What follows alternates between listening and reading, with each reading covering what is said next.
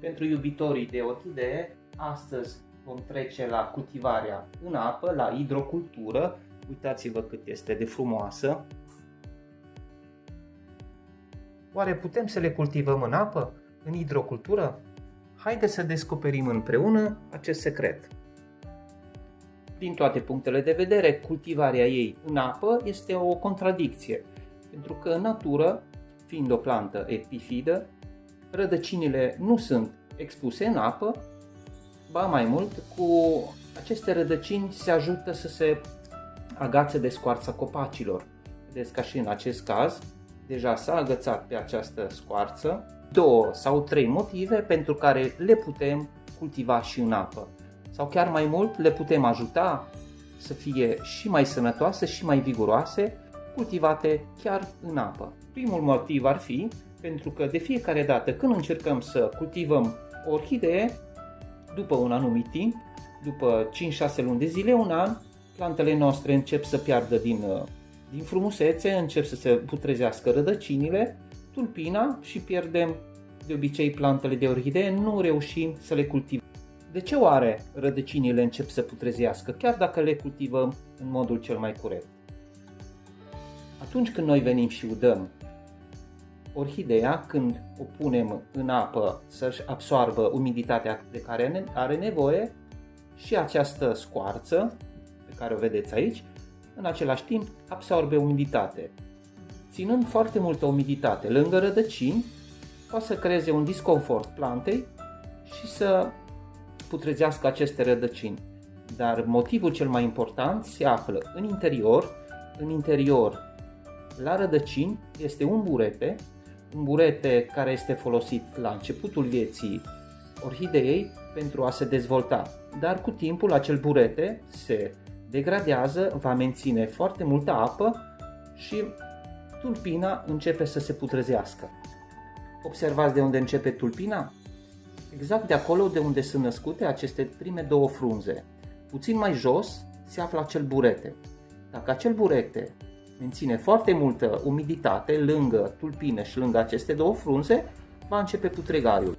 Buretele care se află sub tulpină trebuie neapărat eliminat de la prima schimbare a scoarței, de la prima schimbare a solului. Trecerea de la ghiveci cu scoarță la hidrocultură este foarte simplă. Ne alegem un frumos recipient în sticlă, un bol, îl alegem în funcție de mărimea plantei. Se face atunci când au trecut florile, când planta nu mai este în florescență. Așteptăm până ce trec florile, până ce se ofilesc, până ce iese din florescență, ori pur și simplu mergem în florării și găsim la prețuri foarte bune plante care au pierdut florile, sunt la fel de sănătoase, la fel de viguroase, perfecte pentru ce avem noi nevoie.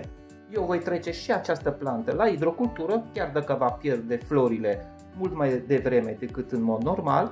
Vreau să vă arăt și vouă cât de frumoase sunt plantele de orhidee cultivate în apă cu acel bol de sticlă. Începem cu tăiarea tijelor, numărăm 2 internoduri, vedeți aici este un internod, aici se află un mugure, numărăm 1, 2 și cu o farfecă desinfectată în prealabil o tăiem exact deasupra. La fel și la a doua tijă, 1, 2, la al doilea internod, tăiem exact în acest mod. Extragem orhideea noastră din acest ghiveci, ne asigurăm că nu sunt rădăcini ieșite prin găurile de drenaj. Cu arătătorul împingem puțin pe fundul vasului. Încercăm să eliberăm dacă rădăcinile sunt agățate. Pur și simplu o scoatem. Cu mișcări delicate înlăturăm toată această scoarță. Chiar aici se află acel burete care, din păcate, menține foarte multă umiditate. Primele frunzulițe ale plantei, dacă vă uitați atent, sunt deja afectate de putregai și au schimbat culoarea. Chiar acolo unde se îmbină cu tulpina a început să putrezească. Vedeți? Deja putregaiul se vede. De ce? Pentru că era în contact cu acest burete. Eliberăm mai întâi această porțiune de plastic. Încercăm să recuperăm cât mai mult din rădăcinile sănătoase. Vedeți cum acest burete este în contact imediat cu baza tulpinei. Dacă mă uit atent, aici se văd deja urme de putregai din cauza acestui burete. Este cu adevărat un burete care menține foarte multă umiditate. Rolul lui s-a terminat. De fiecare dată când schimbăm solul sau când le trecem la hidrocultură, acest burete trebuie să-l eliminăm. Tăiem toate acele rădăcini care s-au putrezit. Vedeți, aceasta este neagră, aceasta nu mai are nicio funcție, nu mai avem nevoie de această rădăcină. Uitați putregaiul cum s-a dus și pe alte rădăcini.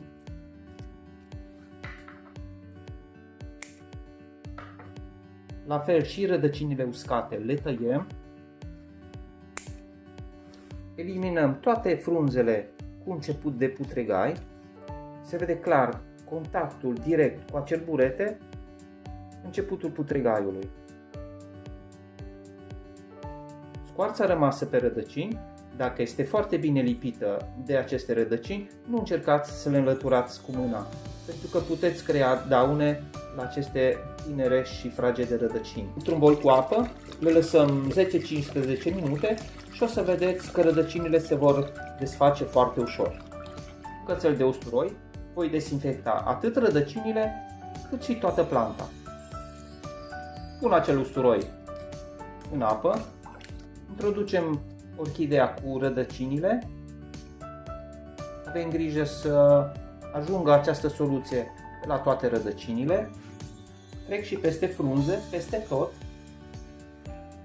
Planta mea de orhidee pe care o vedeți este foarte sănătoasă, dar preventiv, pentru că am cumpărat-o de puțin timp dintr-o florărie, unde e posibil să fi stat în contact și cu alte plante, posibil să fie păduchele lenos. Deci mă asigur, dacă tot fac această lucrare, să dezinfectez bine și să mă scap de eventualele ouă de păduche lănos. Usturoiul este un puternic insecticid, fungicid și întărește imunitatea plantelor. Sunt foarte multe produse pe bază de usturoi. Deci avem aici, vedeți cum este expus total, 3 în 1. Insecticid, fungicid, aici sunt din nou insecte, afidele, vedeți păduchele lenos, înmuiate foarte bine rădăcinile cu aceste bucăți de scoarță, se elimină foarte ușor. Aici se vede foarte clar locul unde a fost acel burete îmbibat tot timpul în apă. Vedeți, acele rădăcini au început să se putrezească. Ștergem bine frunzele și ne asigurăm că nu rămân stropi la îmbinarea frunzelor. Dacă rămân stropi în acea zonă, pot să ducă la putrezirea atât a frunzei cât și a tulpinei. Poziționarea orhideei în bolul cu apă este foarte simplu. Avem grijă ca o parte din rădăcini, mai exact 2/3, să stea în afară, le scoatem în acest fel, iar 1/3, aproximativ, să rămână în interior. Pietre de sticlă, ornamentale, frumos colorate, cele pietre pe care ne ornăm și acvariile.